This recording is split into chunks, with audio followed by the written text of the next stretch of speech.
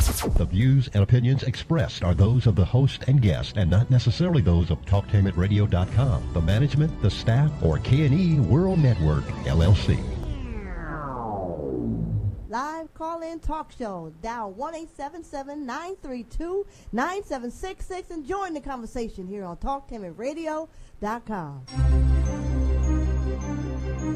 This is The Compensatory Concept with Mr. Neely Fuller, heard exclusively on TalkTainmentRadio.com, the world's greatest radio. Radio the way it should be heard. And now, Mr. Neely Fuller. If you do not understand white supremacy, which is racism, what it is and how it works, everything else that you understand will only confuse you. Only confuse you. Only confuse you. Hello, wherever you are, whatever you are doing. First of all, we'd like to thank you for the pleasure of your time to listen and get some understanding of the compensatory concept with Mr. Neely Fuller Jr. I am your co-host, Mr. Bobby. You're listening to it via TalkTainmentRadio.com, radio the way it should be heard. Today's show will be part 2 of the prison system of white supremacy. Mr. Fuller will take your calls and answer your Gmails. Now, I personally would request that before we get started, that you give this show a chance to establish itself before you call. This show is arguably one of the number one shows in radio, and a lot of people want to call, and you do call. I was given some figures this morning, and I was quite surprised at the amount of people that call, and this show is important to them. So give us a chance to establish what we're going to do, and then go ahead with your phone calls. And I would also ask this, that when you do ask a question, try to keep it short so that Mr. Fuller can concentrate on this specific question and give you a specific answer to your question. That's very important. I know you have a lot to say, but sometimes it gets laborious with the examples that you may give, and then the main thought is lost. So try to keep your questions short, and then some people maybe ask 3 or 4 or 5 questions. Now, you know better. You know better than to do that. Your questions are important, but come on. 4 or 5 questions, and it gets rough, and if I do it for one, then I have to do it for other people. So I am requesting that you just keep it so that everybody has a chance to get on. All right. Now, Mr. Fuller is live on the line from Washington, D.C., so he will be answering your questions. And speaking about this, because you have called and do call, and apparently this show is important to you, make sure that you press the donate button. Now, we usually don't say anything about that until the second hour, but make sure that you press the donate button because you are feeding from this. And to be equal about it, you can't just give in and then not expect something back. So make sure that you press that donate button and donate any amount that you want to. I'll explain more about that in the second hour. Let me do this also. Again, we are speaking about the prison system of white supremacy. If you don't think that you are born in a prison system that was established long before you and I were born, even Mr. Fuller has addressed this, you need to really think about that because you really have been. You are in a prison system constantly surveyed 24/7, 365. That's just the way that it is. So you need to understand that. And like he said at the beginning of the book, if you do not understand white supremacy, racism, what it is and how it works, everything else that you think you understand will only confuse you. One of the most powerful statements that I've ever heard. Okay, all that out the way, let me do this. Let me be kind and take this phone call. Yeah, let me take the phone call. Okay, line 1, is that what it is? Okay, line 1. Okay, line 1, you are on with Mr. Fuller. What is your question? Okay, all right, not on there. Okay, all right, you can call back line 1. And we will address your question. Mr. Fuller, good morning, and how are you? Good morning. I'm still learning. You're still learning, and I think we have a good connection here. I can hear you loud and clear, and you can hear me. Is that correct? Yes, sir. Okay. All right, let's do this. Okay, we got that. We have the caller in here. Okay. Let me know. Yes. Okay. If not, I'm going to go to a Gmail in this system. Okay, ready? Okay. Line one. Go ahead with your question for Mr. Fuller. Hey, how you doing, Mr. Fuller? This is Malcolm calling from Orlando. I want to ask you a question. I understand that black people need some type of revolution, whether it be violent or nonviolent. So, do you believe that if all else fails, is there any kind of way that we can have a violent revolution, or it should all try to be through no type of violence at all? Thank you. I don't Okay, caller, there's some connection, but can you repeat? Yeah, can you repeat that question, caller? Or Yes. Okay, go ahead. Okay, I was just wondering. I understand that black people need some type of revolution, whether it be violent or nonviolent, and I know Mr. Fuller stands on violence. But does he believe that if nonviolence doesn't work, is there any kind of justification for being violent to get the justice that black people need, or non-white people need? If I understand the question, is about revolution. Yes. I don't particularly choose that word myself. That word was very popular during the 1960s and 70s. Revolution. There was songs written about it and whatnot. And in the spirit, I guess, of what they call the American Revolution and the different revolutions that have taken place down through the ages, I just simply say replace the system of white supremacy with the system of justice. I chose not to use the term revolution because it's too abstract and it lends itself to too many different types of ideas and whatnot that may not be very focused on what I think should be done. What should be done is that we just solve the problems of the world. And the main problem of the world is people squabbling about what color somebody is. That's the main problem.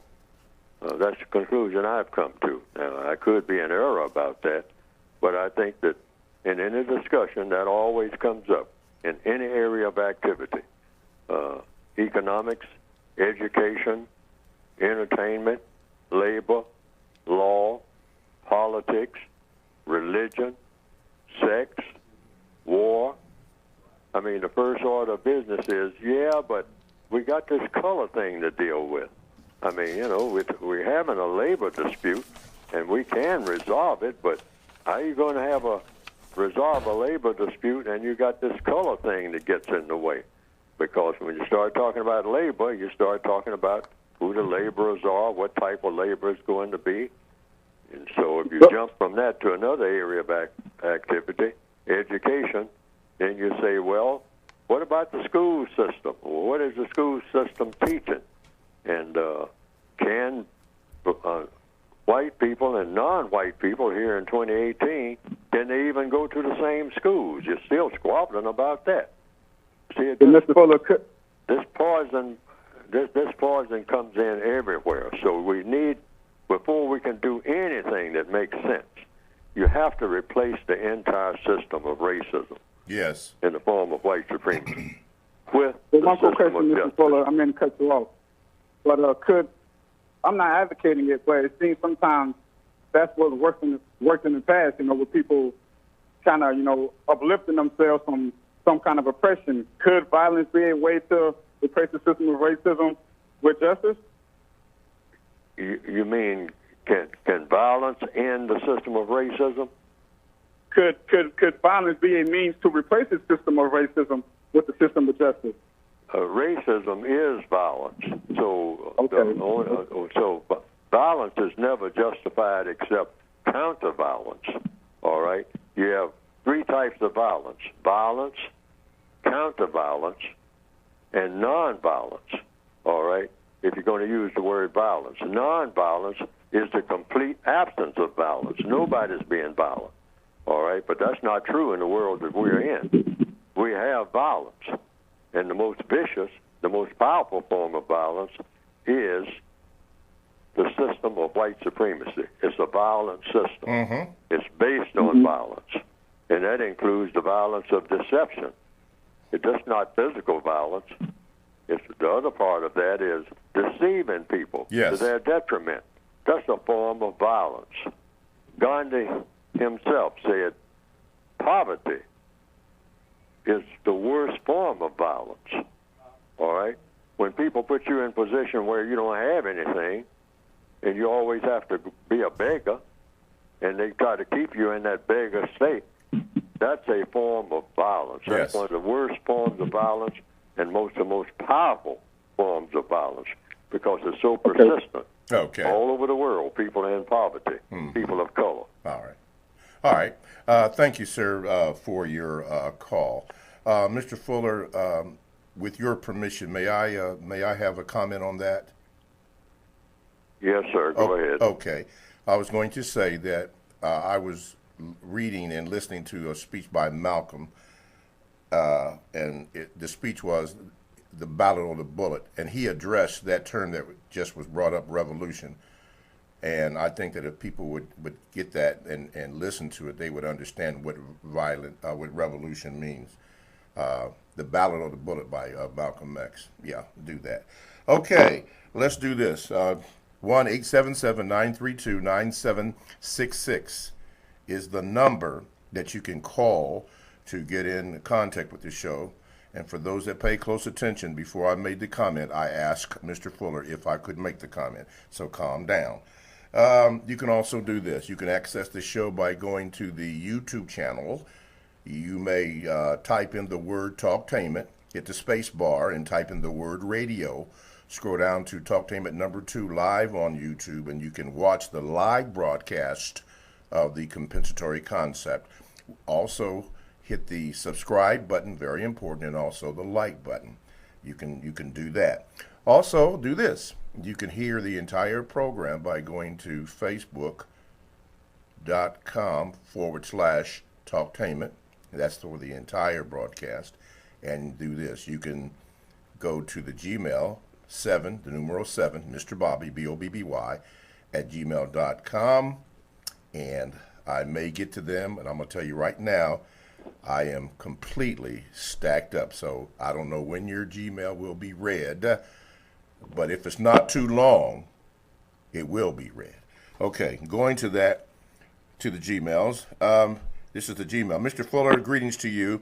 I recently watched the opening of the Black Panther movie, and as you have stated, you reminded there are messages contained in certain movies. The opening of the Black Panther movie starts with a narrator describing the arrival from some outer space of vibranium. The narrator goes on to say that the Wakobian technology was developed after the arrival of the vibranium. I interpret this message: Wakanda did not develop their own advanced technology until something from outer space helped them. Mr. Fuller, doesn't this sound familiar? The original Africans built the greatest pyramids in the world, yet the Europeans and descendants theorized aliens must have helped them. Could you address that, please? Well, I usually address history as simply saying history is everything that ever happened. And lots of things have happened in history. I don't break history down into African history or European history, etc., Western history, Eastern history, Southern history. I just say history is everything that ever happened before the beginning of time and since. And that is my history. So I don't get into the details of history within that narrow context and put it in little boxes here, segmented like it is. Eastern history, medieval history. You have history books, that they segment history. History is history, according to compensatory logic. Yes, sir. That's what I try to follow. I follow the logic. And so history is everything that has ever happened everywhere. Every rock that's ever turned over on the moon, even if no one knew about it. The rock is there. The rock, just for no obvious reason, just been sitting there for millions of years, trillions of years maybe, and this, for some reason, just turns over. one little small rock just turns over. Now, what has that got to do with somebody who is sitting in an office or working in a factory, or somebody on planet Earth who is, out somewhere fishing? What is that? What's the connection? The connection is it's a part of that person's history. Why? Because it happened. That's why. Yes. Everything in the universe, and that's why the universe is called the universe, I guess. That's how I see it. That's how the logic tells me to see it. Universe, meaning every speck of dust floating around somewhere around the planet Jupiter is a part of my history. Why? Because it's there, and that's what it's doing. Yes, sir. That one speck of dust. So I don't talk about the pyramids or any of that. I don't even discuss it. I listen to people when they do talk about it, because pyramids are part of the world. They do exist. People have seen them. People have touched them. People have been in them. But I just don't say that the pyramids that's black history. I just simply say the pyramids are the pyramids. Okay. Black people built, things in Washington, D.C., all over the place, colonial mansions and whatnot. And they built them under the whip. And some people say they built the pyramids under the whip. I mean, I don't know if that's true or not. That's argumentative. But I say that if you just want to talk about history from the counter race's view, it's everything that ever happened. In other words, when people ask me as a black person, what is my history, or what do I know about my history? I say just about nothing. And they say, well, you need to know your whole history, as much as of it you can. There's no way for me to know my whole history, because I'd have to know everything that happened before the beginning of time. Because the truth is, that is my history. All righty. TalkTameRadio.com is a 24/7, no-charge worldwide broadcasting facility with hosts delivering on various topics such as news, lifestyle, sports, law, health, wellness, religion, and politics. Here's one that I'm going to promote. If you did not listen last night, May the 1st, we have another show coming up here on TalkTameRadio.com. That is Talking Sports with Mr. Bobby, yours truly here. It premieres every other Tuesday from 6 to 7 live Eastern here on TalkTameRadio.com. Now, for those who enjoy line dancing, we're going to have Trent Clark, a line dancing guru, who will explain what line dancing is and also the difference between line dancing and stepping, and all the activities that go on the dance floor that you may be aware of and that you may not be aware of. Anyway, he will be our guest on the 15th of May at 6 p.m. to 7 p.m. live on TalkTameRadio.com.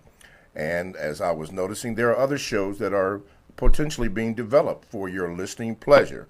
All this from TalkTameRadio.com, radio the way it should be heard. You are listening to The Compensatory Concept with Mr. Neely Fuller Jr. I am your co-host, Mr. Bobby. You can get in contact with the show by calling 1-877-932-9766. You can also Gmail me at the numero 7, Mr. Bobby, B-O-B-B-Y, at gmail.com. You can also go to the YouTube channel, type in Talktainment, hit the space bar, type in the word radio, and then scroll down to Talktainment number 2 live on YouTube, and you can watch the entire broadcast. While you're there, hit the subscribe button and the like button. And finally, if you miss any of the show, go to Facebook.com Facebook.com/entertainment. And you can hear the broadcast of the entire program. Okay, going to the Gmails. Okay, here's one. It says, this is from Brother Adams. He says, where is the donate button?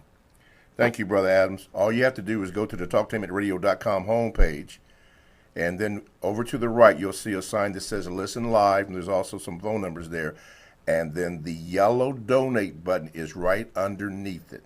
That's how you can access that. Right there. Tax-free, just do it. Okay, whoops, dropped my paper there. Okay, thank you, Brother Adams. Okay, let's do this. This comes from Anthony, and he said this. Mr. Fuller, the other day I was verbally abused over the internet by some Pan-Africans because I said that white supremacists are our parents because they are responsible for everything that black people do on this planet, both directly and indirectly, ever since we became their captives.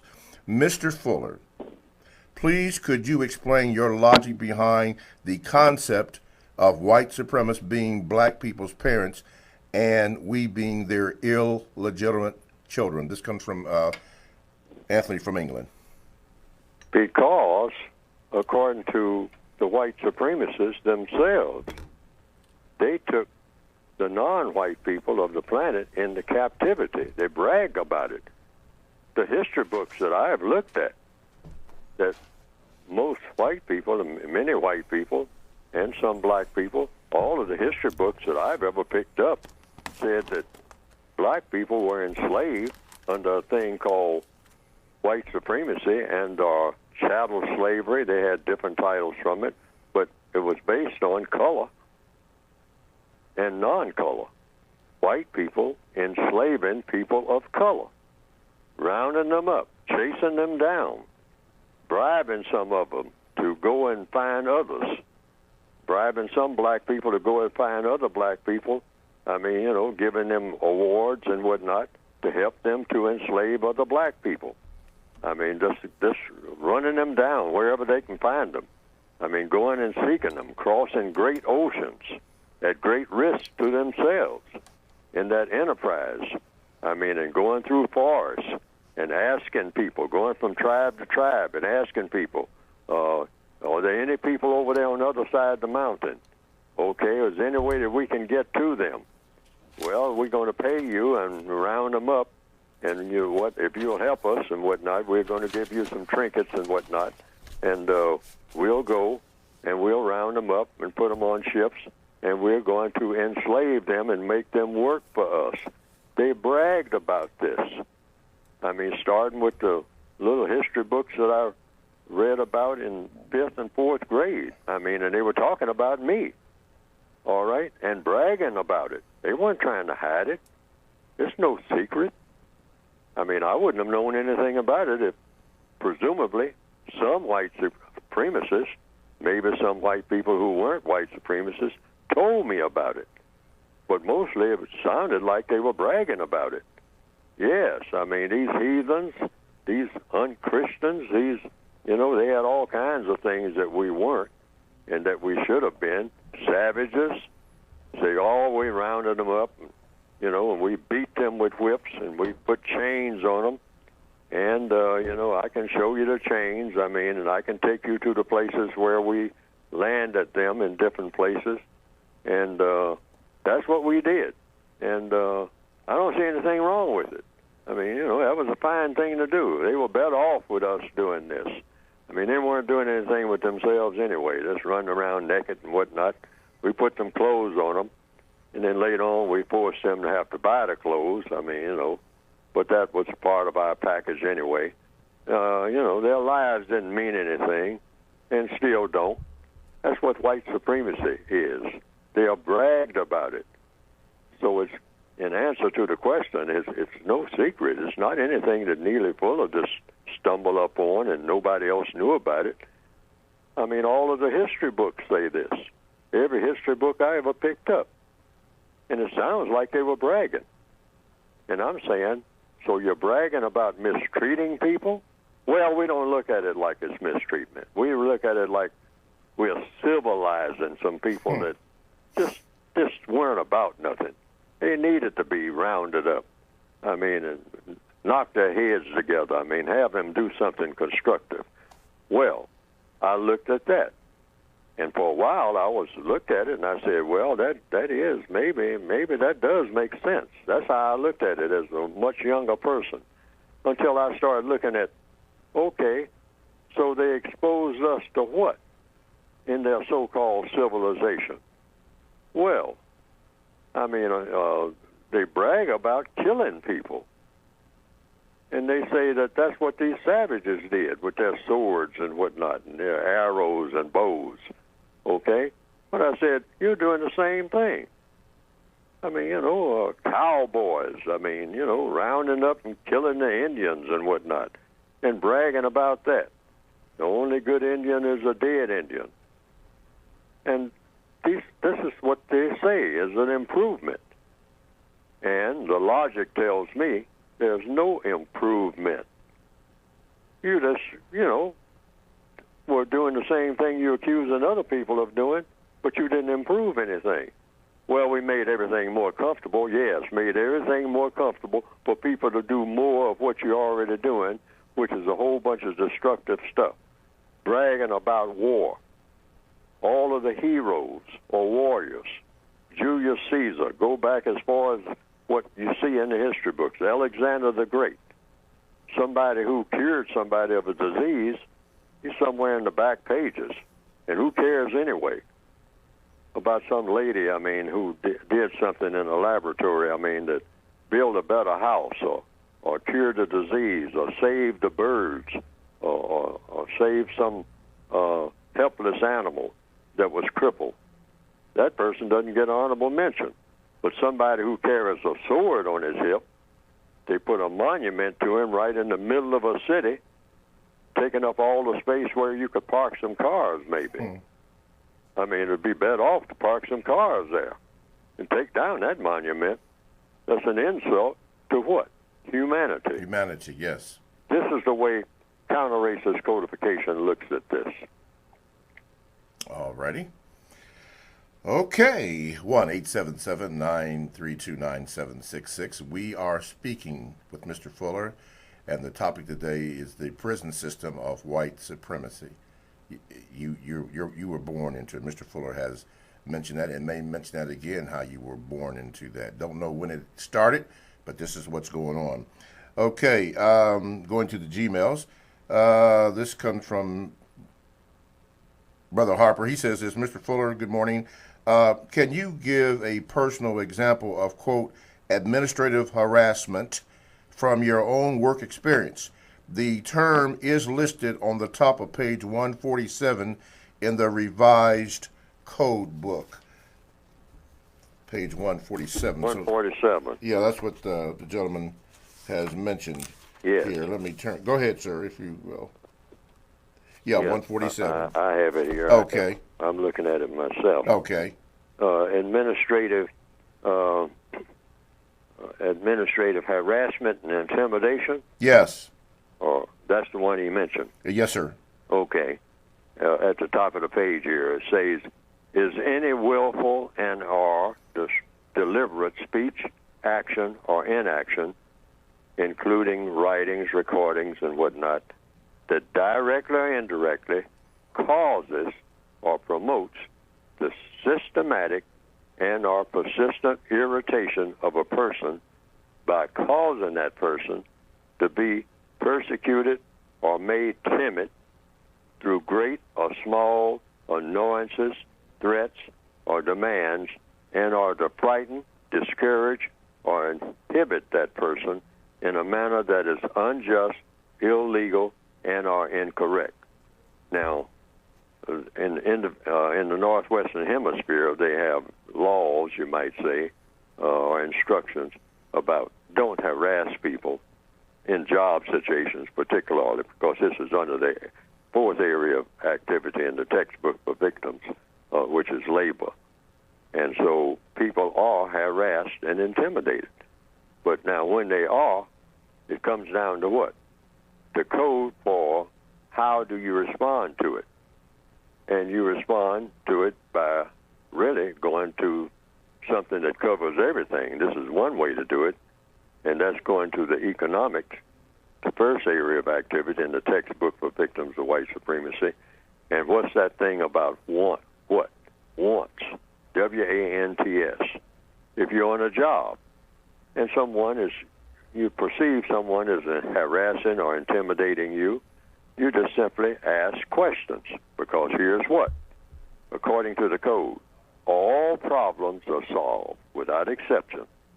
All problems are solved through the process of questions and answers. No exceptions to that rule, in my opinion. Now, if someone finds that there's some error in that statement, I would like to know about it. But all problems, if they're going to be solved, are solved through the process of questions and answers. So what's the first question when you are interacting with people that should be clear to everybody? And that goes to the economic section. We switch from labor to economics. We jump from the fourth area of activity to the first, which is alphabetical order, is economics, the use of time and energy. So people use their time and energy for a great portion of their existence doing what? Wanting something. So you have this word want, W-A-N-T-S. So you ask a question.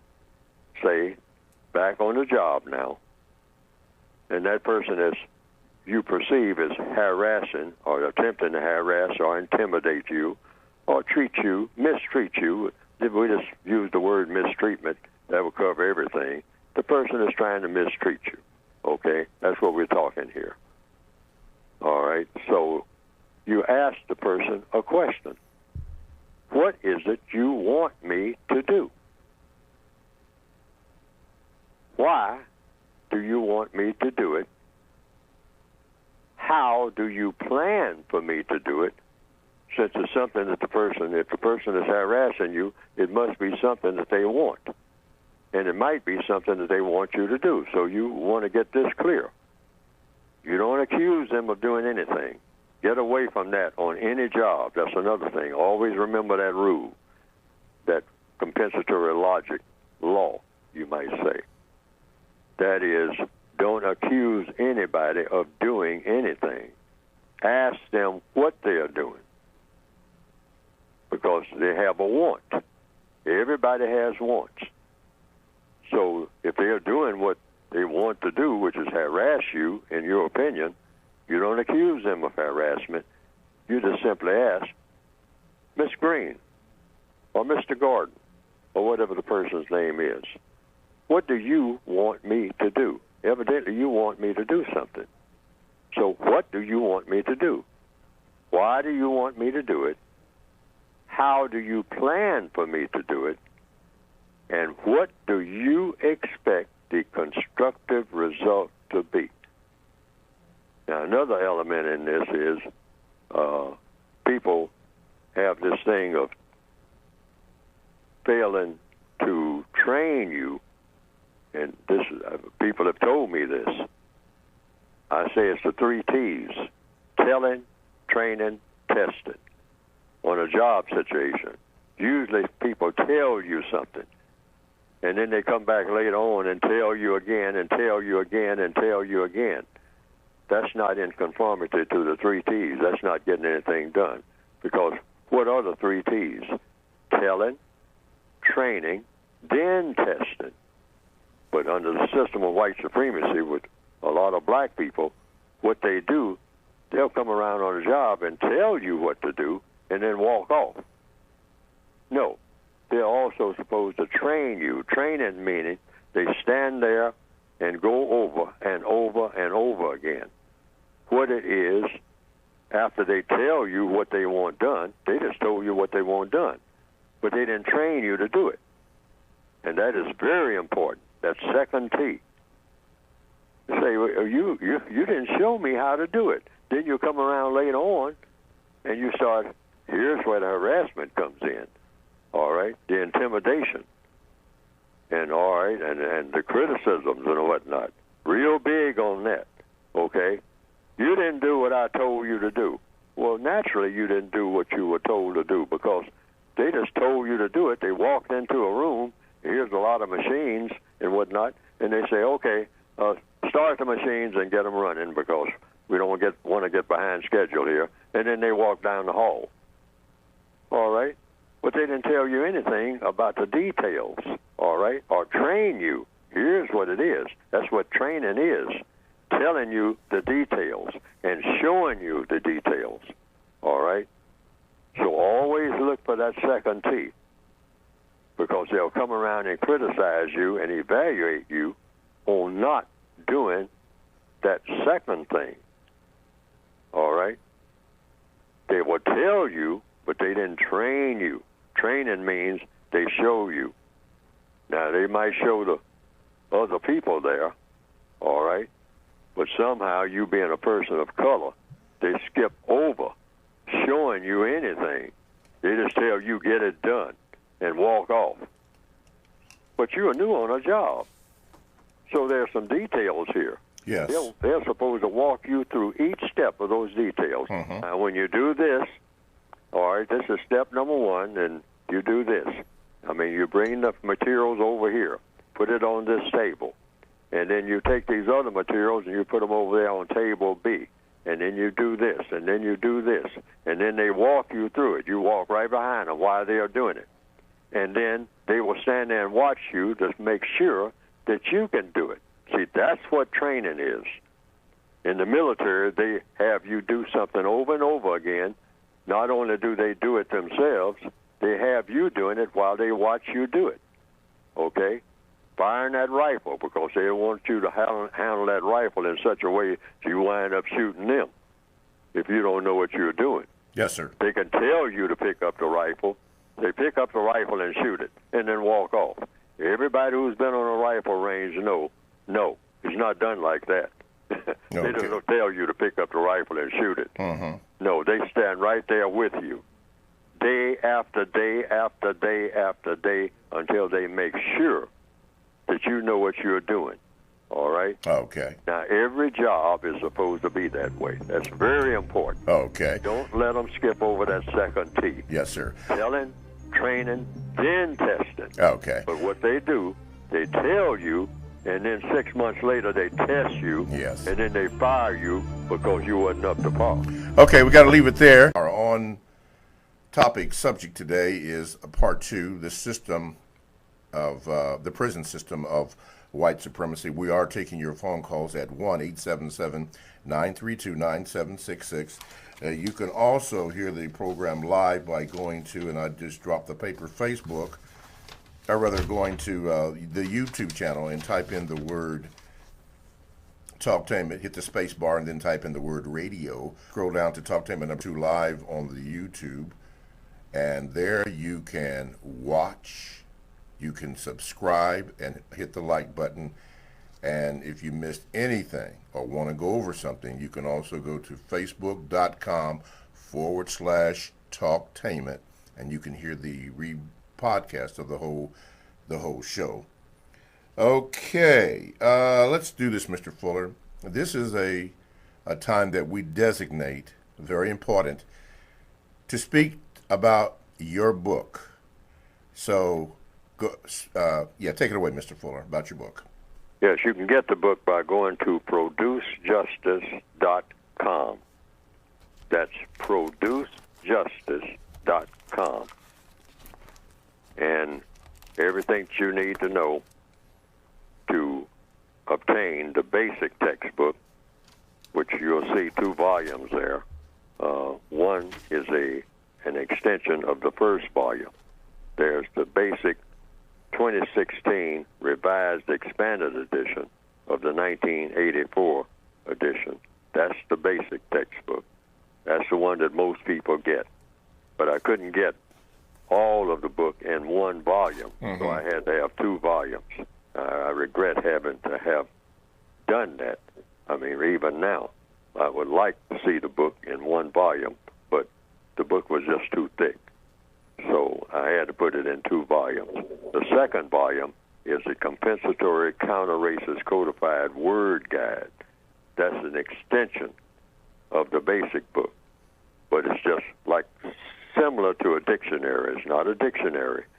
It's similar to a dictionary. It's a word guide that shows you something about what words to look out for when other people use them, what questions to ask about these words, what words not to use yourself, ever, and what words that when you do use them, you give them definitions that are compensatory. Compensatory meaning what? Making up for what's missing in meaning, all right? And so it's a word guide. It doesn't have all of the English words in them, words in the English language. Not nearly enough. I mean, I would like to have all of the words in the English language that would pertain to the situation of victims of racism. But I couldn't get them all in there, so I just have what you might call a supplementary or a sort of an overview guide. This is to send you in the direction of being alert to how people use words every day, because a lot of damage is done to people every day through the use of words. So you pay attention to how words are used. Yes. Yes, sir. So you go to producejustice.com and you can get one or both of the volumes by just going to that website. Okay. All right. Let's see here. Hello to Dallas, Detroit, Charlotte, Tallahassee, and Jacksonville, Florida. Thank you for your loyal listenership. Let's go to the phone lines. Line number 1. You are on with Mr. Fuller. What is your question? Greetings, Mr. Fuller. In the code book there, toward the back, you have a saying that says, it's on page 446 in the back. You have a saying that says, during the existence of white supremacy, racism, hypocritical speech and action is a basic requirement for all people, white and non-white. I was hoping that you could tell me what you mean by that, if you don't mind, sir. During the existence of supremacy, what now? It says, during the existence of white supremacy, racism, hypocritical speech and action is a basic requirement for all people, all is underlined, white and non-white. Yes, absolutely. We're all hypocrites in this prison system called the system of white supremacy. Hypocrisy is an absolute requirement. Now, what is hypocrisy? Saying one thing and doing another. The white supremacists do this all over the world. I mean, they are experts at it. And they force all of their victims, all of their prisoners of war, which is what all non-white people under the system of white supremacy are. I'm a prisoner of war. I was born in a prison. Mm-hmm. The name of that prison is called the system of white supremacy.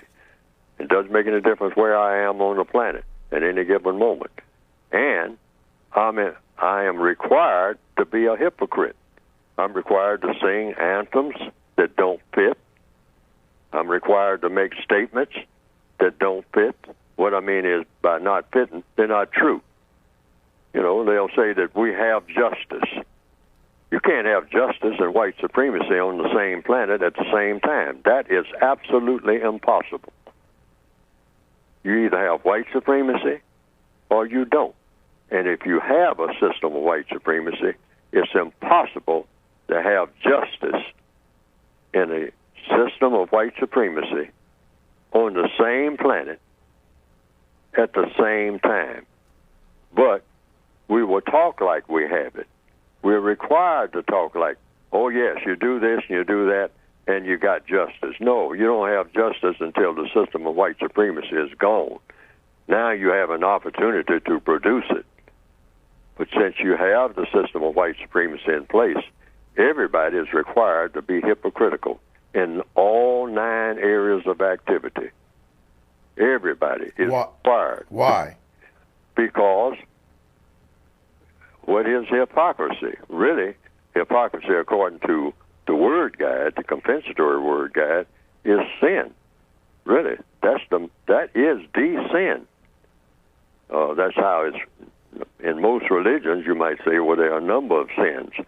Well, that can be true. I'm not opposing that, but I'm saying hypocrisy is, when you say hypocrisy, you're saying sin. Sin is hypocrisy. Hypocrisy is sin. Why? Just like you just asked. Because deception. Hypocrisy is all about deceiving people.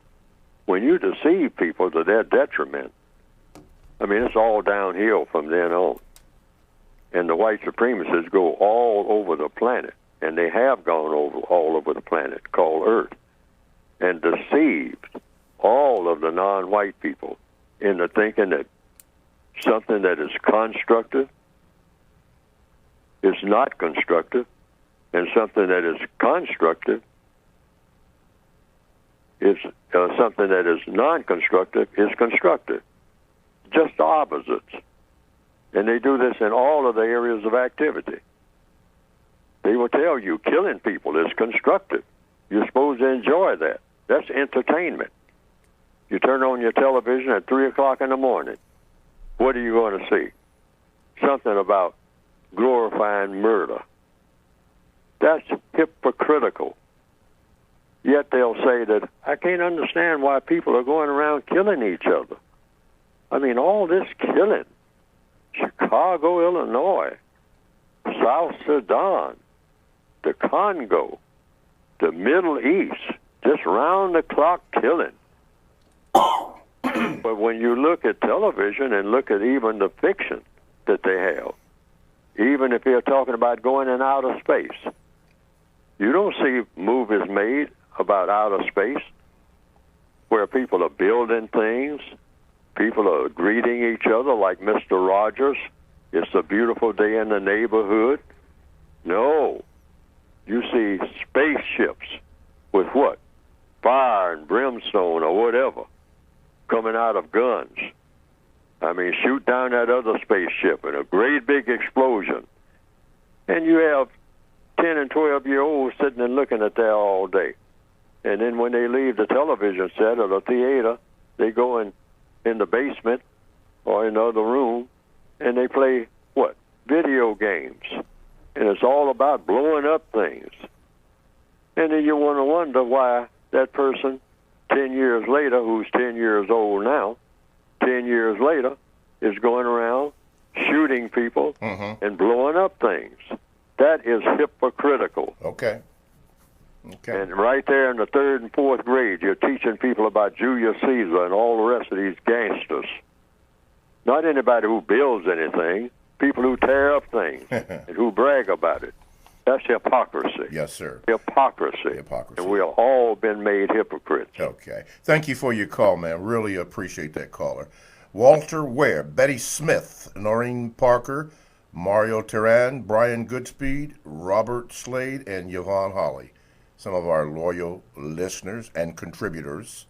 We thank you very much. And also, again, thank you for the pleasure of your time that you're listening. And we have records to prove that you're listening. Thank you. Thank you. Hit that donate button. Okay. To the Gmails, Mr. Fuller, Brother D wrote this, or asked this. There are a lot of people out here who don't like the use of the term white supremacy because it seems to imply that white people are superior. However, just pay attention to the news of the past week, starting with the conviction of Bill Cosby, another of our icon who's been brought down.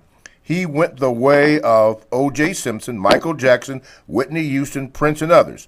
The white supremacists gave them big perks inside the prison plantation when they got tired, and when they got tired of them, for whatever reason, they took them away. The moral to the story is they can take away your freedom, your wealth, your life, whenever they choose, and that is why they call it white supremacy, because they can do it and get away with it while all we do as the inmates is get mad and pout, calling it wrong and messed up. Mr. Fuller, what are your thoughts? All problems are solved through the process of questions and answers. So when someone says to me, Fuller, you're all wet. You don't know what you're talking about. You need to go somewhere and learn something. You need to open your eyes to the real world. There's no such thing as white supremacy. I've had people tell me that over and over again. I say, okay, let's go with that. Let's ask some questions. does white supremacy exist? And the person has told me, many people have told me, no. That's the answer to the question, Fuller. I say, all right, so we got another question now. See, we don't stop asking questions because all of the questions and answers will take everybody right where they need to be, not where everybody wants to be, but it'll take everybody where they should be. That's just the nature of the universe. That's why I say don't follow people, follow logic. So the next question is, if you don't have white supremacy, what type of supremacy do we have? Or do we have a supremacy of people? All right? So we look around, and, if you're a person of color, you just go through the 9 areas of activity. Who tells you what to do more than anybody, and you have to do it? That's a question. Let's start with economics. You're a black person. You're on the planet. All right? Economics is about the use of your time and energy, and within that frame of reference, where you get money. Just start with the first area of activity and ask the average black person, where do you get your money? And whose picture is on the money? I mean, if the money is worth anything. All right? All right, so in the Northwestern Hemisphere, the answer to that question is, well, I get my money from people who pay me when I do work. All right, when you're doing work, you want to jump to labor, who did you do the work for? Directly, indirectly. All right, directly or indirectly. And you work for what? You work for wages and the value of those wages. So you say, yeah, I got money. All right, whose picture is on the money? Well, let's see now. I'll take it out. I never really thought about it that much. Well, here's a person called, okay, I got $1 here. Okay, we'll start with that. George Washington, it says here. And then says right next to it or somewhere along there, in God we trust. All right? Yeah, right. Oh, yeah, that's on all of that money in the Northwestern Hemisphere, that money that really means something to people. Black people love to brag about getting some money. Yeah, well, let's ask a question. See, all problems are solved through the process of questions and answers. Correct. Is George Washington white? Yeah, he's white. He's a white man. All right. Oh, okay. That takes care of that question. Was George Washington a slave owner? Uh-oh. Yeah. Uh-oh. All right. Break it down, Mr. Fuller. Now, and you love to have George Washington in your pocket. All right.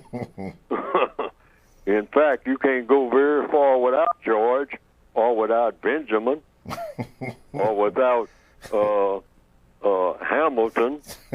I mean, now look at these people now. Yeah. I mean, and look at what they say their history is. Mm-hmm. Okay. Hey, wait a minute here now. Talking about supremacy? Okay. Well, I mean, these are just little small samples. Right. Just to start with. Then you look at your entire life. Where did you go to school? You're bragging about all those credentials you have on the wall. All right? Credentials means you have credibility. That when you speak, people can believe you. Why?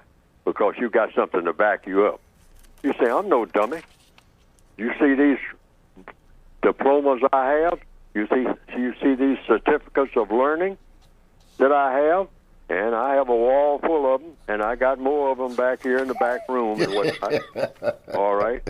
Now, whose signatures are on this? Mm-hmm. And where did you go to get these pieces of paper? Yes, sir. Well, I went to this university. I attended the University of Oxford. All right? Oh, what about the University of the Congo? Come on now. Oh, no, I didn't go there. I mean, and even if I went there, I mean, I had some white instructors, I mean, from Belgium. I mean, you did. Telling me all about King Leopold and what he did for the people here. Yeah, right. When you look at King Leopold's record, that was a king, a great king. My goodness, deliver me from Leopold and anybody like him. You're talking about Adolf Hitler? King Leopold, from what they tell me, will make Hitler look like a Boy Scout. True that. That's what people tell me. True that. We're talking about white supremacy here, mister. That's what we're talking That's about. what we're talking about. It's a long-running show. Supreme means people can tell you what to do, and you don't know who to go to overrule them except somebody that looks just like the person that told you what to do. We got to leave it there. Again, thank you, listeners, for the pleasure of your time. TalkTainMenRadio.com, the world's greatest radio the way it should be heard. Stay tuned for the second hour because Mr. Fuller is blowing up.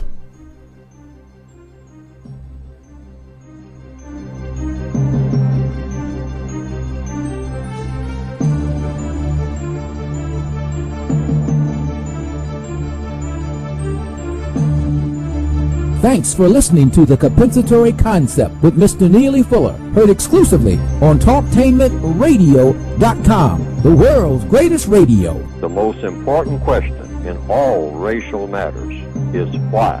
One should always ask it. Radio, the way it should be heard.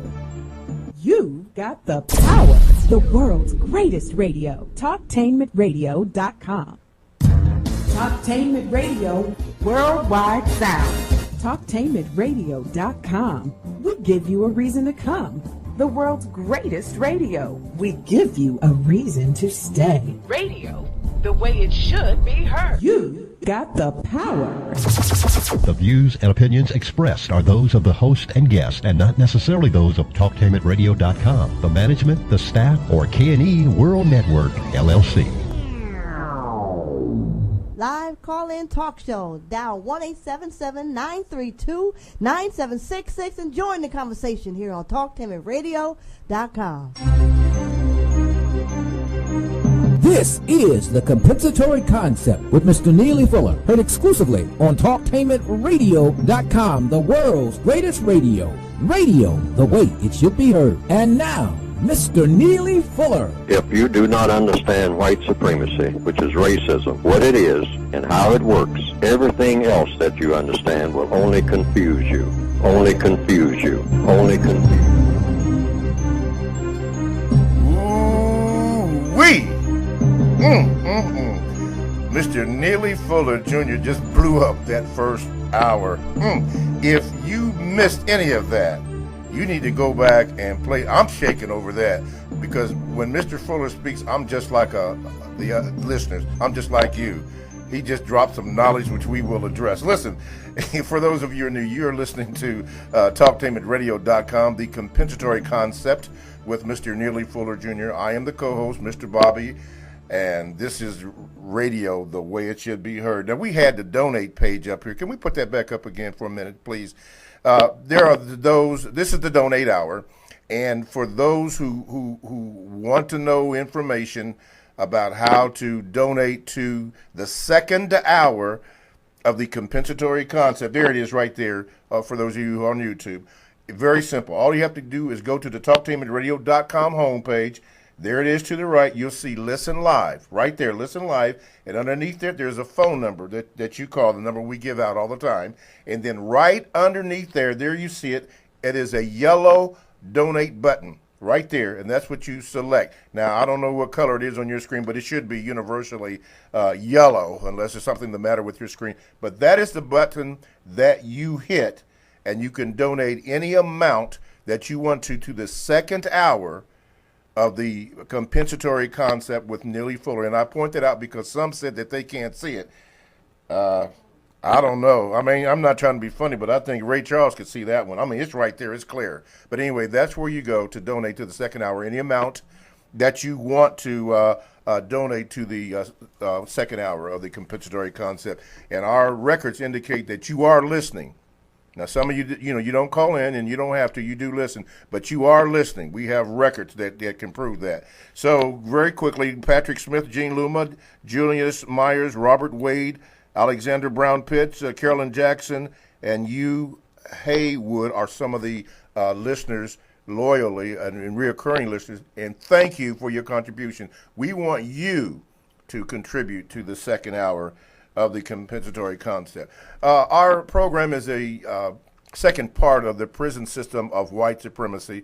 as I just indicated, if you didn't hit especially the last 15 minutes of the first hour, you really need to go back and review the tape. What you can do by going to facebook.com/talktainment and just play the whole thing. Mr. Fuller to me, I'm just kind of excited, so I have to kind of calm myself down, but he just blew it up with his explanation, good explanation and good knowledge for that. Mr. Fuller doesn't take, accolades, like that, but it was just the truth. That's all there is to it. You can also, again, access us by going to the YouTube channel and for the live broadcast of our show, type in the word Talktainment, hit the space bar and type in the word radio, scroll down to Talktainment #2 live on YouTube, and you can watch the program. We ask you to hit the subscribe button and also the like button right there.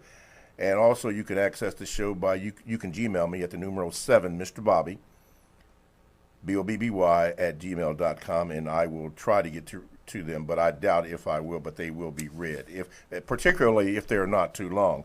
Mr. Fuller, again, we're speaking about the prison system of white supremacy and how deceptive and hypocritical that he mentioned. One of the things that they specialize is in hiding in plain sight. Now, he mentioned about the presidents that they put on the so-called dollar bill, but I had to laugh because the first black president, or the first president of the United States, and the first black president is not on your regular dollar bills. He's on the $2 bill. Look, if you have a $2 bill, turn it over and look at it. There he is, John Hanson, the first president, period, of the so-called United States, John Hanson. But again, they hide it in plain sight. Oh, Mr. Fuller just got it blew up here. Okay, yeah, check that out. It's fact. Okay, let me see if I can get back to the page here.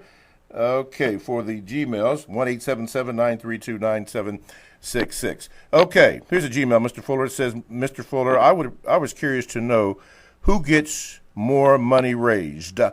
The racist white supremacist suspect who killed 4 people of the hero who saved his own life and at least 15 others, speaking about what happened down in the Waffle House. How was a determination made, who made the determination of how the shooter was deranged or mentally ill before he was caught? Oh, if I understand the question, here again, sometimes I have a serious problem understanding the questions, but if they're talking about comparison between white people and non-white people when it comes to killings, is that it? Yes. Who made that determination that the guy was deranged to do something like that? Oh, sure. Oh, the white supremacists say, hey, you're mental illness. I mean, that's what it is if you're white. You're just, temporarily insane. No big deal. I mean, we can take care of that. Bring around a staff of doctors and psychiatrists and whatnot, evaluate the person, and then, tell the person, well, you're ill. I mean, that's what caused you to do what you did. And so, therefore, we're going to treat you for your illnesses.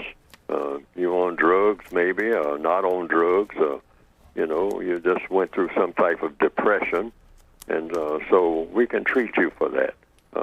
Hospitalization. We're humane and all like that. Yes. Now, when it comes to that black person, that is a wild dog, all right? And you treat it like that. A rabid dog. Kill it. Kill it. Shoot it right now before it poisons anything else, okay? And that's the general philosophy of the system of white supremacy worldwide, always has been. So, as a victim of white supremacy, in the prison yard of white supremacy, you expect this. It goes with the territory.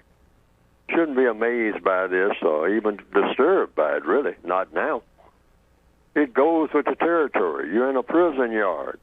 If you're a person of color, you're a captive, enemy soldier. That's how you're looked at.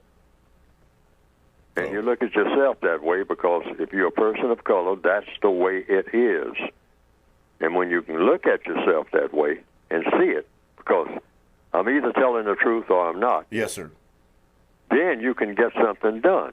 But if you think that you are free and that nobody tells you what to do, that you can go and come as you please and nobody pays any attention to your color, And if they do, it's always complimentary and all like that.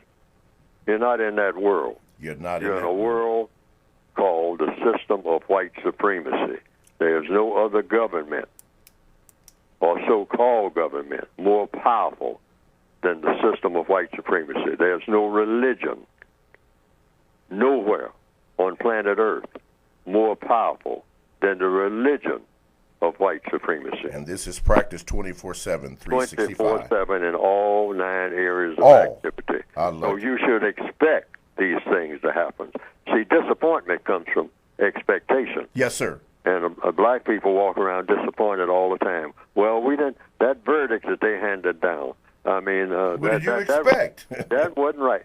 You're in the system of white supremacy. Don't ever expect a verdict to go in favor of anybody classified as non-white. Yes, sir. And when it does, consider that a fluke, and consider it a mild fluke, because somewhere down the line, that person is still, in other words, that person is not accused of or got off, you might say, for doing that particular thing, but the person is still in the greater prison of the system of white supremacy. Absolutely. You have to actually replace the entire system with a system of justice in order for everything to be the way that it ought to be. Yes, sir. That is an outstanding, just completely outstanding. I'm enjoying this. Oh, I'm enjoying this myself because you're educating, or the suggestions that you make are just right there. Anyway, let's do this. This comes from Brother Victor, 1-877-932-9766. He says this, Victor, I'm gonna try to ask the questions in rhythm, so if I don't get to all of them, you understand why.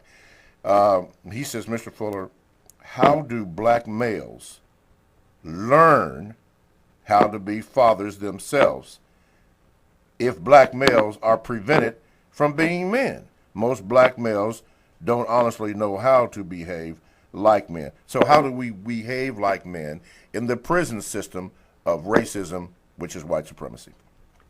All victims of white supremacy are equal. All. Why? Because we're prisoners of war. All prisoners of war are equal. Okay. Now, they can walk around in the cell block and say, well, I used to be this, and I was a great king back years ago, and all like that. Once you're a prisoner of war, you're a prisoner of war. You're captured. Yes, you're captured. You don't have any rank. And it's the same way in what we call so-called black families. There's no rank here. There are no men in the house. I mean, in what you call a black family, if everybody in that family is black and are non-white, there's no men in that house. None. And there's no women. That's a hard statement.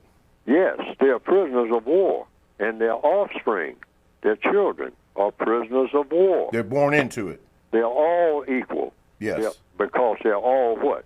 They're all in a childlike position. See, it's not how old you are that makes you grown. It's what's your position in the body politic, in the system that you're in. If you're classified as non-white in the system of white supremacy, you are a child, because you have been put in a child's position. It's not personal, it's business. Many people don't like what you just said, Mr. Fuller. I know. So it's not possible for Neely Fuller to ever be a man in the system of white supremacy. It can't be done. When Martin Luther King was here, just a few days before he was assassinated in Memphis, Tennessee, you can push it up on the computer if you can rehash that story, and you'll see the garbage workers who were black. Yes. In Memphis, Tennessee, in 1968. They were walking around with signs saying what? I am a man. You can push it up on your computer probably somewhere right now, look in a book somewhere of that era. You'll see a lot of people when Martin Luther King went to Memphis to try to get better wages for the garbage workers, and the garbage workers were black. True that. They were trying to unionize, and They're members of their unions or the unions they were trying to form, or walking around with signs announcing to the world, I am a man. All right? Now, that sends you a message right there. When you walk around with a sign saying that you're a man, evidently, if you go according to logic, you're trying to call people's attention to the fact that you should be treated like a man. Okay. All right? And if you're not treated like a man, you walk around with a sign saying that I ought to be treated like a man, and I'm announcing to you, since you don't seem to know or understand that I am a man, that I am a man. That's why I have a sign. Now, the white supremacists don't walk around with signs saying I'm a man. They don't. Why? In fact, black people call white males the man. The man. Capital letters. Y'all better be quiet. Here comes the man. Yep, I've heard that. All right. I've heard it all of my days. That's the man. We say we are trying to be a man. It ain't going to happen. In the system of white supremacy, it's impossible. You can't be a prisoner of war and be a man. You lost your manhood, if you ever had it, by becoming a prisoner of war, because they put you in a childlike position. Yes, sir. Absolutely. And that's why they call us boys and girls. Boy. Hey, boy, come here. Lift that bale. Tote that barge. That's a good old boy, you know. Now, sometimes they call themselves boys, but that's between them. Yeah. All right? Because we know that they are men. They are the man. All right? Even the black supervisor, he's not a superior advisor. That's what the word supervisor means. Superior advisor. No, in the system of white supremacy, the supreme advisor is white. He gives you supreme advice. And he does it, I mean, whether you like it or not. As a prisoner of war, you will do what he says. And racist woman, the white women who practice racism, they are also, for all practical purposes, they are powerful. Yeah, that graphic is they up have on the screen. Equal power. All right? Now, you might say, well, I see white women protesting white men as mistreating them and all like that. Well, there were white people who fight all the time. Just like in the system of white supremacy, you know, they fight all the time just like gangsters fight all the time. About what? The turf. Business. And who makes up the turf? Non-white people. Like in the movie Godfather, they have disputes among gangsters, which is the system of white supremacy is a gangster operation. So they have disputes among themselves. They had one called the so-called Civil War not too long ago, right here in the Northwestern Hemisphere. They said, we're going to fight. We're going to fight about what? About how we're going to handle the help. That's right. How are we going to handle these slaves? That doesn't have anything. You slaves, you all stand off to the side while we have this battle. And, you know, and after we settle it and shake hands, which is what they did, well, we're through fighting now, you know. And I got you to agree with my point of view. So let's shake hands, you know, like good mobsters do, and get back to the business of telling these dark people, black, brown, red, and yellow all over the world, what to do and what not to do. Yes, sir. As white supremacists united. Because we never did lose our power over them. We just had this dispute among ourselves, which we have every now and then, just like depicted in the movie Godfather. Which we have up on the screen now, yes. Like Clemenza said, hey, Michael, every now and then we got to do this every 10, 15 years, clean out the bad blood, and then we get back to selling drugs to the Negroes or doing whatever, running numbers. The business. Is what they were doing at that time up in Harlem, all right, and misusing them. That's how we make our living. Yeah, that's business. Right. And the white supremacist system operates just that. Just like that. TalkTimeAtRadio.com is a 24/7, no-charge worldwide broadcasting facility with hosts delivering on various topics such as news, lifestyle, sports, law, health, wellness, religion, and politics. Now, here is one that I'm going to share with you, self-promotion of Talking Sports with Mr. Bobby, heard exclusively on TalkTainMenRadio.com. It premieres every other Tuesday, and coming up next on May the 15th will be a line dancing guru. Mr. Trent Clark will teach us all the things we need to know or didn't know and might need to know about line dancing. This is the going thing. Difference between line dancing and hand dancing, and I was just amazed at that.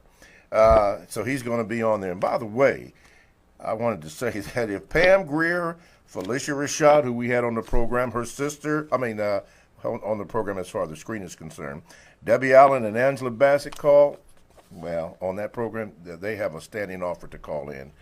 Yeah, we would definitely like that. But anyway, Talking Sports premieres every other Tuesday here exclusively on TalkTainMenRadio.com from 6 p.m. until 7 p.m. Eastern Time. Same numbers, same Gmail address. As a matter of fact, you can go to the TalkTainMenRadio.com homepage and look at all the programs that we offer, the scheduled times, and a little bio from that. Oh, that's not the bio, but anyway, you can do that. It comes from radio the way it should be heard. This is the donate hour, the second hour of the compensatory concept with Mr. Neely Fuller Jr. All we ask you to do, and the numbers are proving that you do listen to this program and you do call into this program, and it is the #1 program on TalkTainMenRadio.com. The numbers verify that. Go to the TalkTainMenRadio.com homepage and hit that donate button and apply any amount. It's tax deductible that you want to continue with this program, and you certainly have proven that you want to do that.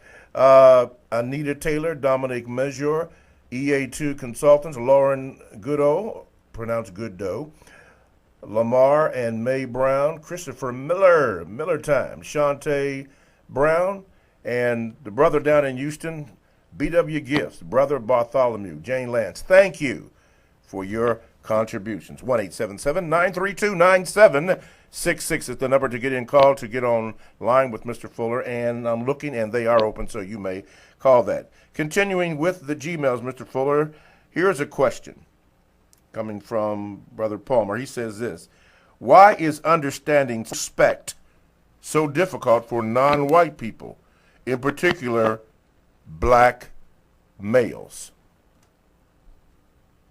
Well, it's been my experience that people confuse the word respect with the word courtesy. They say, man, you know, you're disrespecting me, meaning the person is not using courtesy. That's two different things altogether. Respect is something you give to yourself. Black people going around saying, I want respect, I want respect, I want respect. It's impossible to get respect for someone else.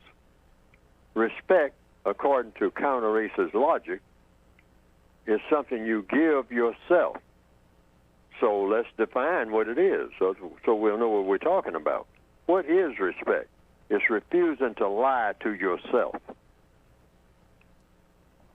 You have to refuse to tell yourself something that you know is not true, but you'll tell yourself that it is true to make yourself feel better, like being a man, all right? That makes us feel better. I'm a man, I'm a man, I'm a man, okay? No, as a prisoner of war, you're not. You've been reduced to childhood, if you ever was lifted out of childhood, because we were born in prison, so we never became men, all right? We're prisoners of war. We were born in a prison. So that has to do with that thing called respect. Even when we're in what we call greater confinement, which is what we call, we're already born in prison, but when they put us behind bars and whatnot in places like Attica and Folsom and Rikers Island and places like that, Angola, these are greater confinement. We're already confined, okay? But this word respect, it's got to be made clear. And we should look at it like that because it's more functional that way. Stop asking people for three things: respect, love, and forgiveness. No, that's not the one. I have them in the textbook. Sometimes my mind doesn't serve me well. That's all right. An age, right? But it's two things I'll say, and then I'll think of the other one as I go along. Okay. But one definitely is respect. You don't ever ask anybody for respect, and you don't ever ask anybody for love. Why? Respect is something you give to yourself by refusing to lie to yourself. Now, if people are discourteous to you, let them be. That's on them. You be courteous to everybody. Yes. And I have to remind myself of that sometimes. I was talking on the phone just yesterday, and the person was talking, and I was breaking into the person's speech. Now, Fuller is guilty. See, I mean, I'm guilty of the same things that all other prisoners of war are guilty of, all right? I mean, you don't look up to Neely Fuller. You look up to logic. I always tell people, and I have to repeat this, and if I can think of it all the time, no, don't follow Neely Fuller, period, ever. Neely Fuller's mistake-prone, like all other prisoners of war. If I knew anything, I wouldn't be a prisoner of war. I mean, I can't talk down to anybody. I can just talk to people as an equal. All prisoners are equal. I'm just giving out suggestions as a fellow prisoner. And we should give suggestions to each other. Yes, sir. About how to, make things the way that they ought to be. Because all of us are in the same shape, truth be told. But this thing called respect is simply refusing to lie to yourself. And you never ask anybody to give you respect because that's impossible for them to give it to you. Anybody who could give you that so-called thing called respect. Stop and think about it this way. Anything that somebody gives you, they can do what? Take it away. Take it away. So you're going to be helpless all your time? I mean, going around begging somebody for respect? Oh, you don't respect me. Oh, I want some respect. Oh, I'm going to die if I don't get your respect. Oh, if you get this so-called respect, what are you going to do with it? You're still a prisoner of war in the system of white supremacy. Yes. How about that? Yes. All right? So what is the respect worth as a prisoner of war? None. Zero. So stop asking for it.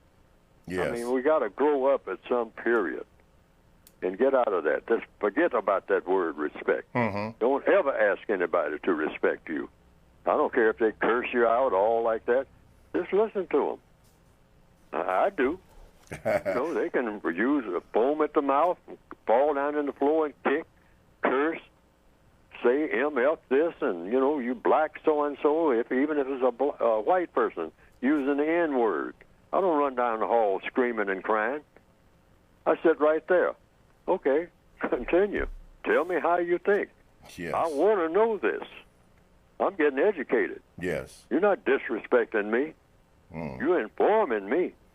All right? Yes, it's sir. It's impossible to disrespect me. I Yes. don't care what you do. By the use of words, except to do what? Tell a lie. Now I'm in trouble. Now you're in trouble. When you say that, that I did something that I didn't do or something like that, now I'm in trouble. Yes. I am not in trouble by you calling me names or telling me how you feel about me. I can listen to that all day and not even bat an eye, and I don't care how you do it. And that should be with every black person on the planet. Get out of this thing of begging somebody for respect. That's nonsense. No. That's pure nonsense. Let me say this. You used the term greater confinement. Now, for those who don't understand that term, you can go to the Word Guide. It's in the Word Guide. I'm looking at it right now on page 143 at the bottom. Greater confinement. Mr. Fuller used this term, and you need to understand what that means, greater confinement. Don't just go over it. There it is in that book. So this is one reason why you should have the Word Guide along with the book, which we're going to talk about in 15 to 20 minutes. Mr. Fuller, is there a relationship between the photo of Harriet Tubman, who is projected to be the photograph of the new $20 bill. They had Sacagawea on the dollar coin. And, of course, a lot of people don't even understand that the picture of the first president of the United States, not only was he the first president, but he was black. So when they tell you that Obama was the first, it's not true. Is there any correlation between that and the other people that you mentioned? I'll tell you what we're going to do.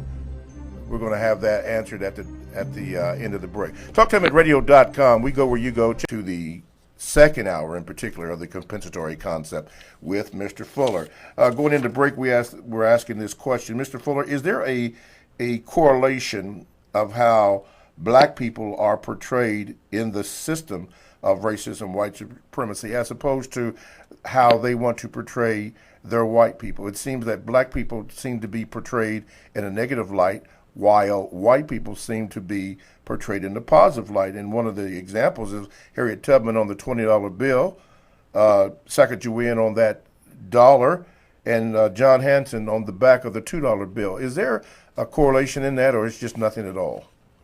Well, everything that the white supremacists do, to the extent, I always say this, according to the code, to the extent that a white supremacist has anything to do with it, and that's anything, the Bill Cosby trial or anything. Okay. To the extent that a white supremacist has anything to do with it, it is to give strength to the system of white supremacy. Okay. That's code. That's rock solid code.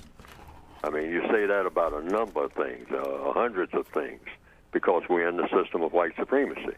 So if a white supremacist has anything to do with anything, you always automatically assume that it's to give strength to whatever is already in place.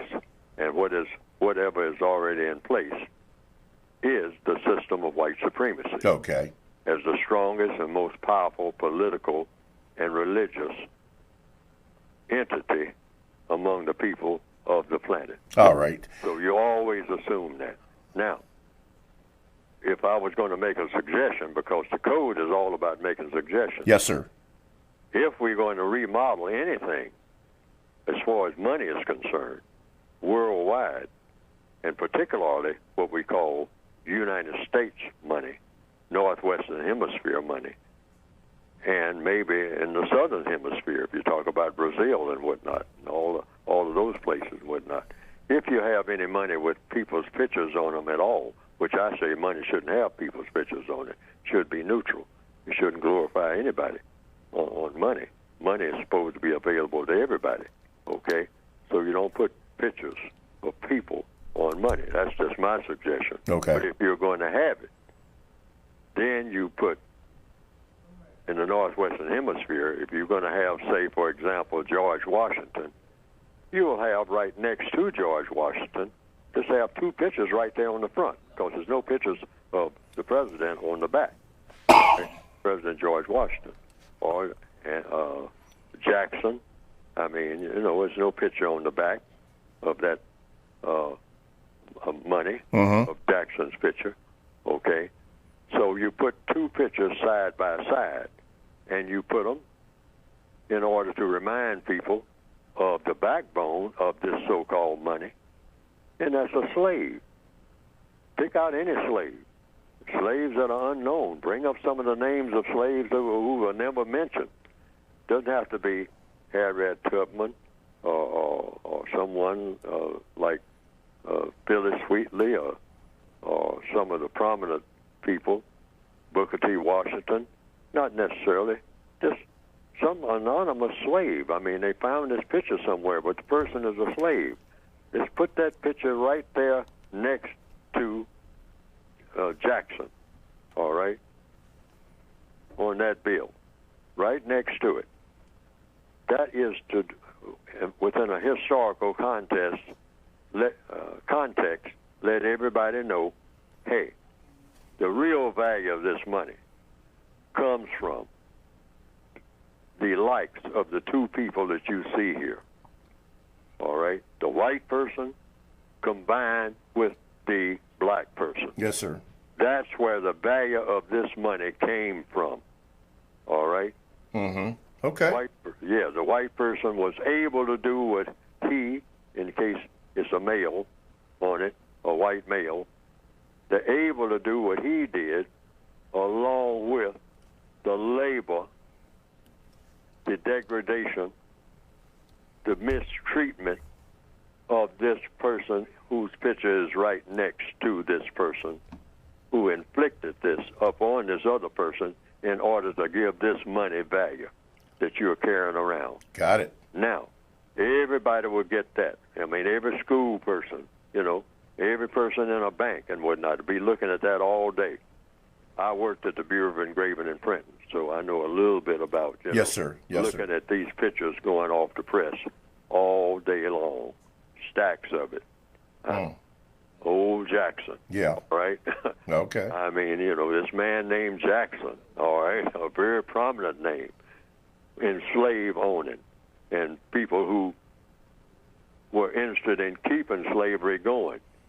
Now, here in 2018, still have their pictures on the money. Still. So let's put the slaves there next to them. Yes. So that people say, hey, this money has value because of these two people you're looking at. Yes. That's what made the money valuable. Yeah, we have a graphic up of a couple of slaves in there. Good suggestion here.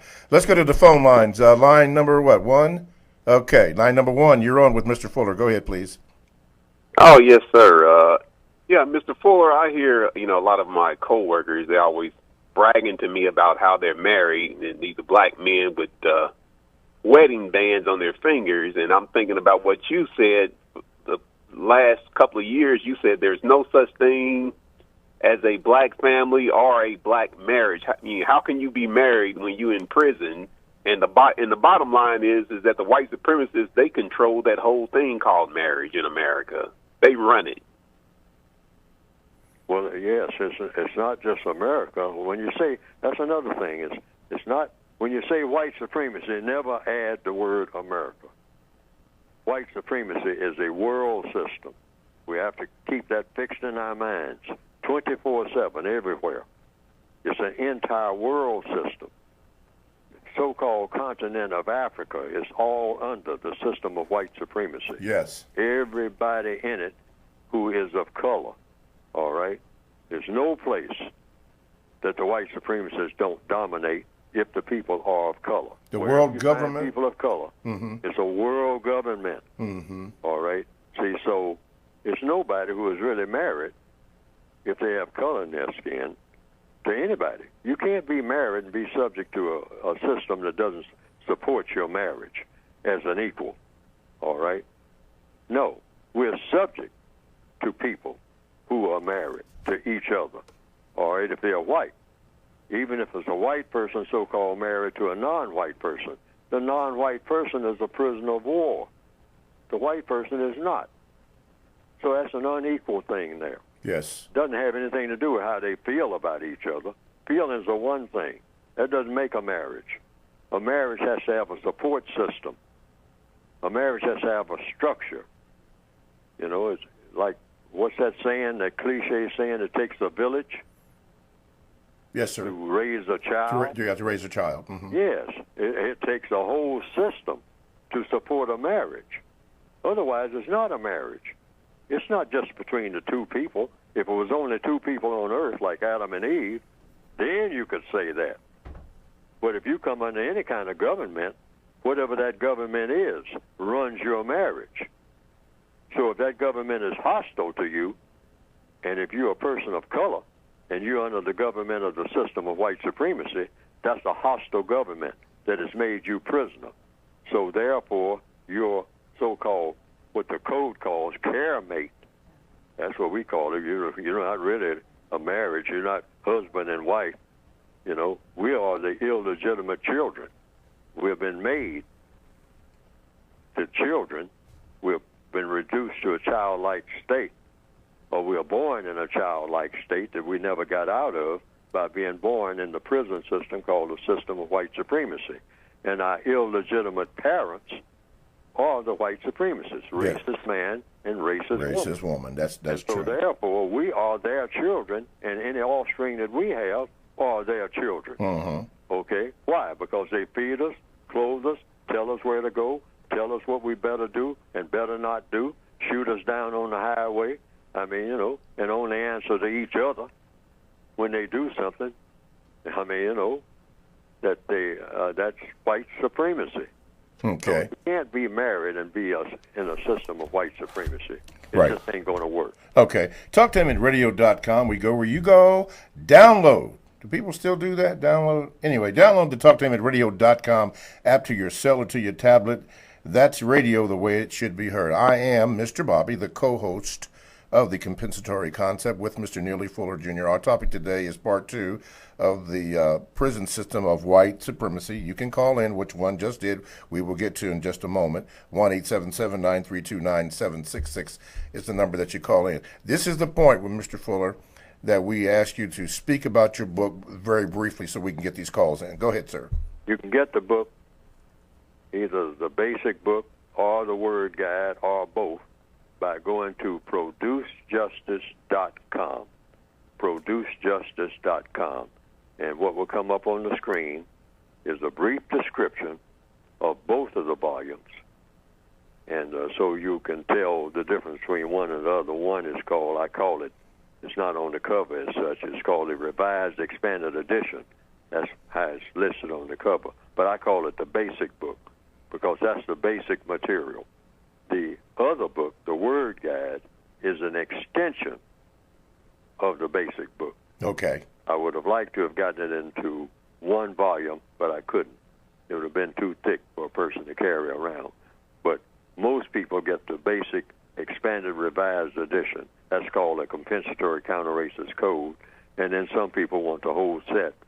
A compensatory counter-racist codified word guide is something similar to a dictionary, but it's not a dictionary.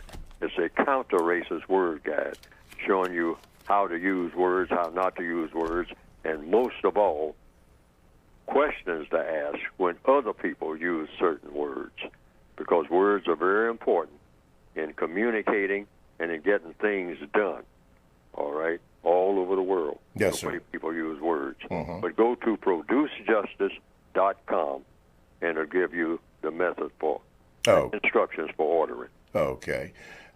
Thank you, listeners, for the pleasure of your time, which we do not take for granted. With that, we will introduce the phone call. Go ahead. You are now on with Mr. Fuller. What is your question? Yes, I have a few questions. Good morning. I can take only one question for you. Okay, good. Okay. Recently, an entertainer made a controversial statement. Now, an entertainer said that slavery was a choice. Now, my question to Mr. Fuller, because I want to see some of his logic and get the logic attached to that. Do you believe slavery was a choice, and would you blame the slave for being in that condition for 400 plus years because of having, quote unquote, an option to choose? Okay. Mr. Fuller? Yes, you can. A person can do that if they want to. They can blame a rape victim for being a rape victim, but that's not logical. See, a lady, walking down, a trail somewhere and whatnot, and somebody jumps out from behind the bushes and grabs that person. You don't blame the person who is the victims for being victimized. So all of the non-white people under the system of white supremacy have been victimized. Mm-hmm. So you can say that, well, you should have been smart enough not to have been victimized. Well, that's true, if you want to look at it that way. But even if you blame the person, saying, well, you should have been alert, you should have been watching for that type of thing, you should have had the intelligence to see that coming, and since you didn't, you suffer the consequences. Well, a person can look at it that way, but that's not the just way to look at it. Mm-hmm. Okay. No one is supposed to be mistreated. That's Period. what justice is. Right. And all the people who need help should get it. Constructive help, yes, sir. On the planet. Mm-hmm. That's the definition. Okay, that was one question. That was one question I asked. The second question is, do you believe that you teach the cold system concept, and would you consider yourself a teacher? Consider myself a teacher? No, do you believe you teach the code system concept, and would you label yourself a teacher of the code? No, I say I just tell. I usually, it might sound kind of raggedy, but I really identify myself as sort of like a person who just sees some things, and I look around with a big question mark over my head and say, well, I think I just saw this. I think I just saw that. I think I'm looking at this, or I think I'm looking at that. And I look around at other people like yourself and say, do you see what I'm looking at? And do you see it the way that I see it? Because I might not be seeing it the way that it really is. And so I mostly, even when, in these call-ins and all like that, I'm asking myself the same questions that people are asking me. Yes. I'm reviewing these questions because I ask these questions. That's how I wrote the book, asking myself these questions and trying to come up with answers. But sometimes, and I say all of my answers, like I have in the book. I have answers to questions in the book, and I answer questions on this program. But that's not Neely Fuller. I mean, really answering the questions. I'm trying to get to the logic. And sometimes when people call in, they'll say, Fuller, I don't think that you gave the answer to that question that's true. And a person does that, then I'm all ears because I say, well, then that means that I have made a mistake. And you better believe Neely Fuller makes mistakes because I'm just trying to pull in the understanding that's out here in the universe. It's out there. There's an answer to every question in the universe. It's just a matter of finding out what it is. And that's all that I try to do. I just want to know the answers to questions because that would help me. I don't want to think that I got the answer when that's not the answer, okay? And I want even the people on this program, when they say, Fuller, that first question you asked was correct. But that second question that you answered, the first question that you answered was correct. But that second question, you didn't answer that correctly. And I'm going to tell you why, according to logic. According to logic. All right? And I'll listen because it's all about feeling our way out of this mess. No one has come up with the answers to what to do about white supremacy. Yes, sir. And the experts on white supremacy are whom, according to logic? The white supremacists themselves. Right, There's right. no such thing as some prisoner of war knowing more than the warden. Yeah, don't happen in real life for real. Let's go to the phone lines. Caller, you're on with Mr. Fuller. What is your question? Good morning, Mr. Bobby, Mr. Fuller. It's Brother Muko from Baltimore. Hey, Brother Muko. Where we hold the compensatory constructive action discussions. We will be having a discussion this Saturday on St. Louis Drive, across the street from Lake Clifton at 12 noon. My question for Mr. Fuller. For my care unit in Baltimore, Mr. Fuller, could you please discuss, because I think a lot of people that read the book in Baltimore, they get it confused about greater confinement and outside of greater confinement being the prison. Like, when we speak about the prison, they think of greater confinement being in a jail cell versus, prison outside everyday living.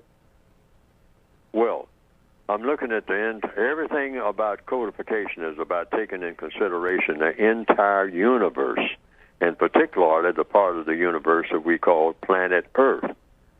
That's the way you look at racism, planet Earth.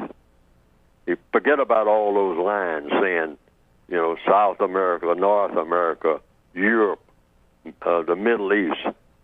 When you talk about race and racism, erase all the lines except the lines that have to do with color. That's the only thing that really matters. Color. All these so-called customs and whatnot and how people dress and all that, that's got nothing to do with the color of people and the non-color of people within the context of the system of white supremacy. The white supremacists understand that. They don't care anything about any line on any map. They go anywhere. They go in outer space and whatnot, think nothing of it. They don't ask nobody's permission about nothing, all right? So they don't have these lines that they're put in everybody's head about can I immigrate here? I mean, I have crossed the line here. The white supremacists say, I don't believe in lines. Not when it comes to me. Lines are for you people of color. So therefore, there's a line called prison, and there's a line called freedom. And they, from the white supremacist standpoint, they'll say, if I put you behind some walls, now you're in prison. And inside those walls, I'll have 4 more, maybe, walls inside of the walls called a prison cell. And then I'll have even another little box, inside of those prison walls and inside of those buildings called solitary confinement. And then I'll have another little box called a coffin for you black people. All right? But just look at the entire planet as a prison. That's what I mean by the general confinement. We are born in prison because we are born on this planet. If you're a person of color, you are born in prison. That's what's got to be made clear. And that you say, well, what purpose does that serve? I say that's the truth. The truth always serves a purpose that will work for you, because the white supremacists deal in falsehood, all right? So yes, you just deal in truth. So if you look at the entire planet as a prison, wherever you go, you are still in prison if you're a person of color, because you have you're under the system of white supremacy. I don't care where you go. If you're in the Amazon basin, if you're somewhere hiding in a cave in Madagascar, you are still, if you're a person of color, within the confines of the system of white supremacy. Mm-hmm. The name of that system, the name of that prison, is the system of white supremacy. So when they put you behind some walls called Folsom or Baltimore jail or wherever, that's greater confinement. Because even in that greater confinement, they put you in a greater confinement. When they put you, say, okay, you're out in the prison yard, but you're still in prison, all right, in greater confinement. Yes, sir. Behind walls. But even in that confinement, they will take you at the end of the day, most likely, after you're walking around in the yard, they say, and put you in a box called a cell. That's greater confinement, you might say, if you want to call it that. And then when you do something to break the rules, they put you in what they call solitary confinement. And that's a greater confinement, all right? But generally speaking, according to the code, and in the code book, it says greater confinement is when they take you out of confinement that you're already born in, which is the whole planet, and put you behind walls called a prison or penitentiary or something like that. But even when you're walking around and they say that you're free, you're no longer in greater confinement that you're free now. You're not free. You're just moving to a bigger cell, meaning the entire planet. Because the white supremacists still tell you what to do. They still take care of you, if you can call it care. All right? They still punish you. You're still a child. You're still not a man. You're still not a woman. You're just given a bigger prison yard than what you had when you were in what they call the greater confinement, and they say you're in the yard. Yeah. Okay? Well, the whole earth is just a big yard. I don't care if, you're born in Guinea or Ghana or Congo or Mali or Morocco. If you're a person of color, you are in the prison yard called the planet Earth. And the name of that system of the prison that you're in is called the system of white supremacy. That's the name of the prison.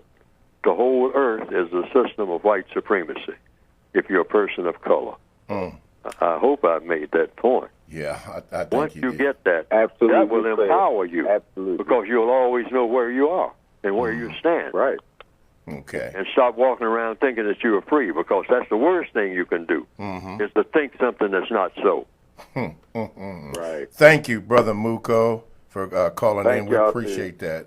I thank him, too. Yeah, Brother Muko is a good brother there. By the way, Brother Muko Bam, I thought that was his last name, but he explained to me that Bam means by any means necessary. I thought that was a great acronym for that. He has a care unit in Baltimore, Maryland, and they deeply discuss the compensatory codified methods. Deeply. They're serious about that, and I appreciate that. Thank you again, Brother Muko. Again, thank you, callers, for the pleasure of your time. I mean that sincerely. We thank you for it because it's a joy to be able to have Mr. Fuller speak to and address your concerns. We don't get to them all. I have tons of the Gmails. We try to do that the best we can. But again, thank you, listeners, for the pleasure of your time. Thank you, Mr. Fuller, for doing this.